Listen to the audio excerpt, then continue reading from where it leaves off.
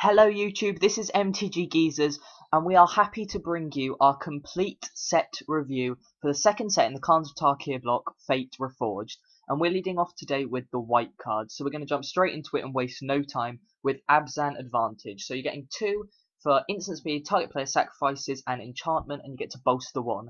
I think this card's going to be really strong in limited formats, sealed formats, for sealed and draft.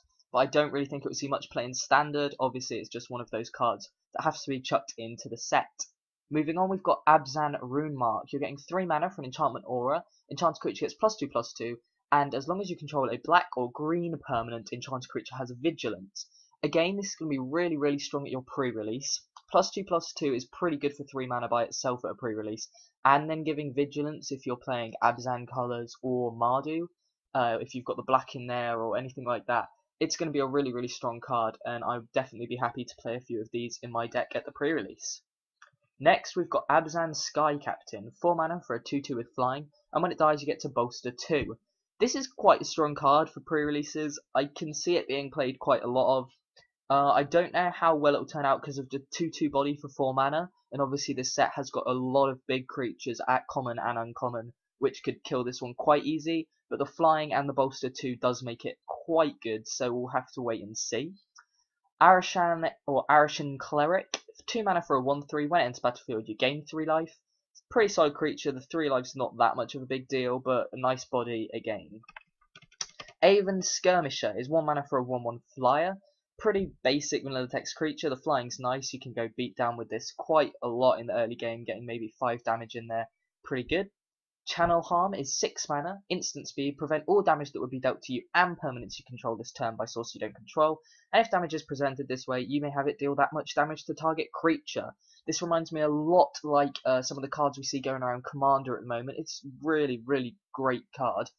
They can go swing at you for X amount of damage, and you just redirect it all to one of their creatures and kill it. So it's a really sweet card. I would definitely happy play this. I think it might even see a bit of play in standard, maybe a 1 or 2 of in some decks, but we'll have to wait and see how much that gets played. Next, we have our first Siege, Citadel Siege, 4 mana, 2 generic and 2 white for enchantment. When it enters battlefield, choose cards or dragons. Cards at the beginning of combat on your turn, put 2 1/1s on target creature, or dragons at the beginning of combat on each opponent's turn, tap target creature that player controls.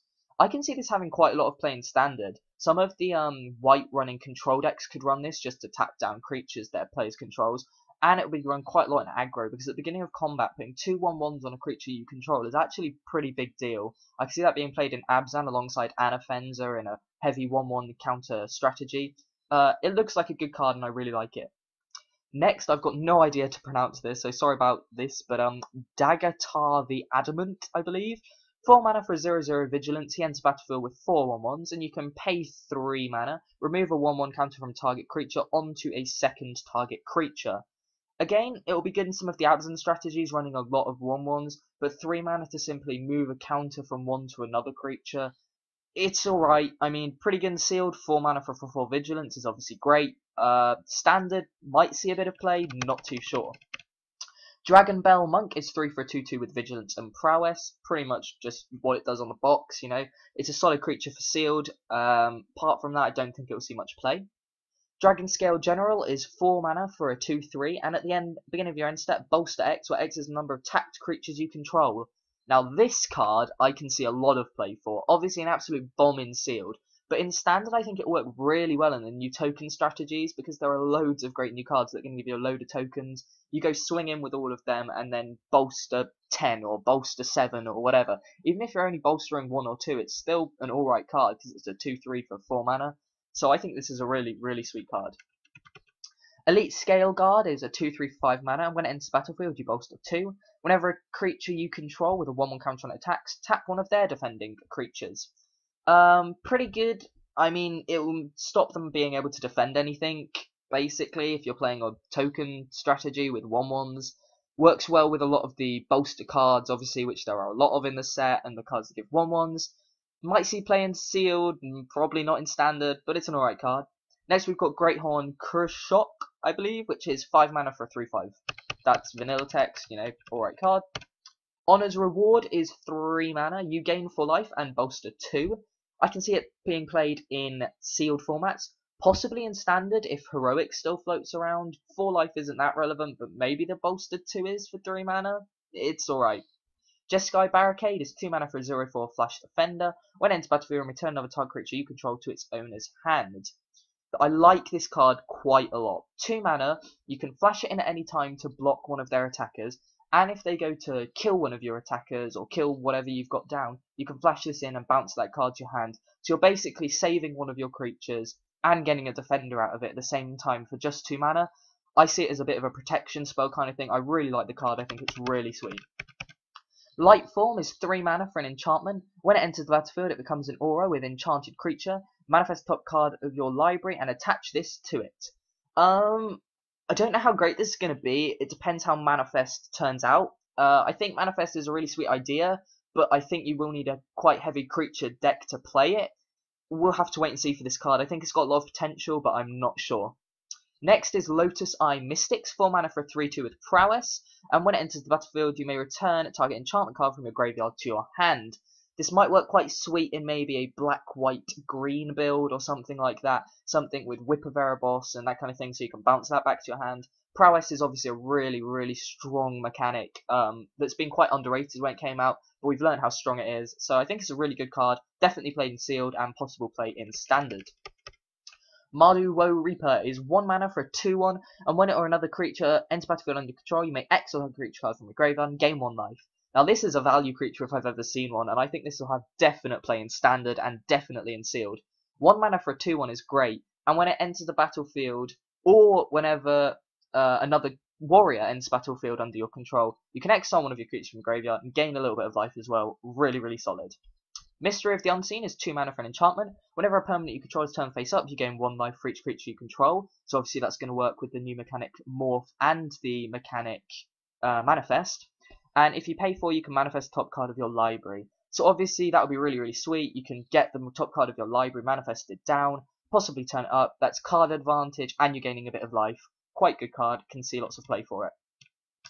Monastery Mentor is our first mythic in white, 3 for a 2/2 with Prowess. Whenever you cast a non-creature spell, put a 1/1 white monk token onto the battlefield with Prowess.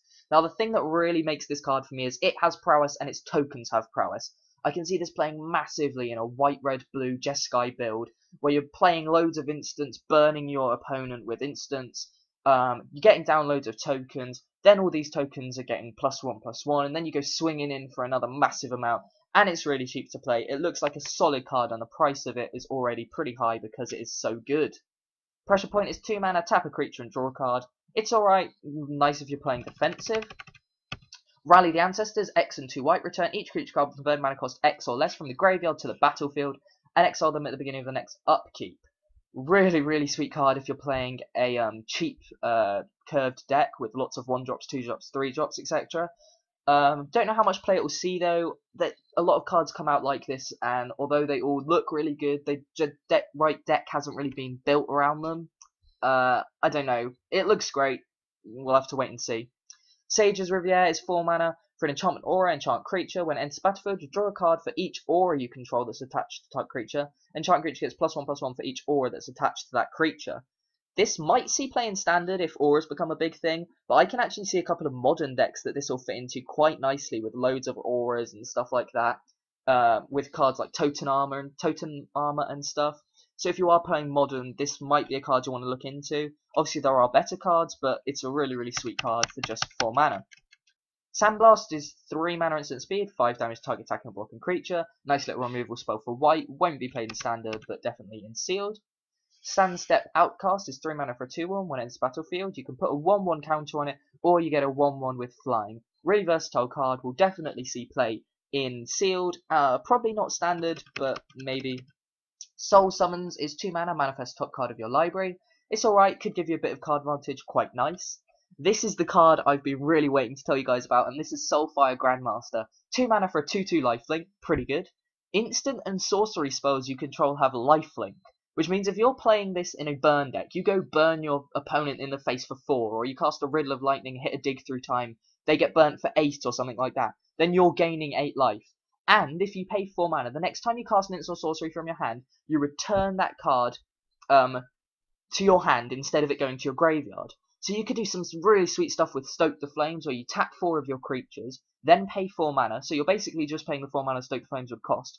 You can burn them for 4, you gain 4, and you get Stoke the Flames back in your hand. This card is so insane, and I just absolutely love it. Next, we have Valorous Stance, 2 mana, target creature gains indestructible, or destroy a creature with toughness 4 or greater. This will definitely see play in Standard, really, really solid. It can be used as a removal spell and a protection spell. Really versatile, and definitely in Sealed and Draft as well. We have Wandering Champion, 2 mana for a 3/1. When it deals combat damage to a player, if you control a blue or red permanent, so built for Jeskai, you may discard a card and draw a card. Pretty damn good. I can see that being played in Standard. The 3/1 body for 2 is pretty good, and being able to loot, it's nice. I really like it. Be played in Standard and Sealed as well. And finally, we have the last card in white, which is Ward-Scale Dragon. 6 mana for a 4/4 flyer, and as long as it is attacking, defending player can't cast spells.